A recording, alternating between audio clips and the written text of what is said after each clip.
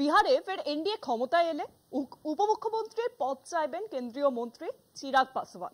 তবে নিজের জন্য নয়, তার দল লোক জনশক্তি পার্টিকে ওই পদ দিতে হবে। এনডিএর শরিক হিসেবে 29 আসনে লড়াই করছে চিরাগের দল।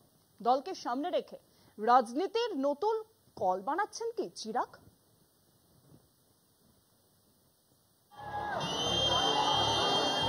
বিহারে দ্বিতীয় দফার ভোট গ্রহণের আগেই এনডিএর ক্ষমতায় ফেরার বিষয় তিনি নিশ্চিত বলে দাবি করলেন কেন্দ্রীয় মন্ত্রী লোক জনশক্তি পার্টির সুপ্রিমো চিরাগ পাসওয়ান। একই সঙ্গে ফের ক্ষমতায় বসলে তৃতীয় বৃহত্তম শরিক হিসেবে রাজ্যের উপমুখ্যমন্ত্রীর পদ টানা দাবি করবেন বলে জানিয়ে দিয়েছেন রামবিলাস পুত্র চিরাগ।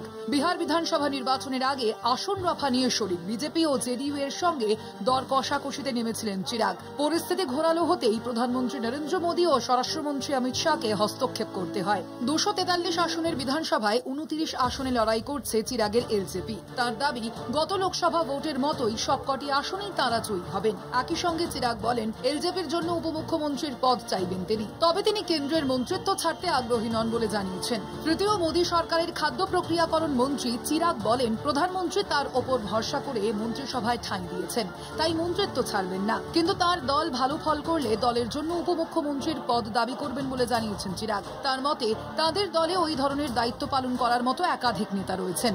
ভোট গ্রহণ পর্ব মেটার আগেই একতরফাভাবে চিরাগের ওই ঘোষণায় অস্বস্তিতে বিহারের শাসক জোট। তবে রাজনৈতিক মহলের মতে, দ্বিতীয় দফায় ভোটের প্রাক্কালে দলের কর্মীদের চাঙ্গা করতেই চিরাগ জনসমক্ষে এমন দাবি করলেন।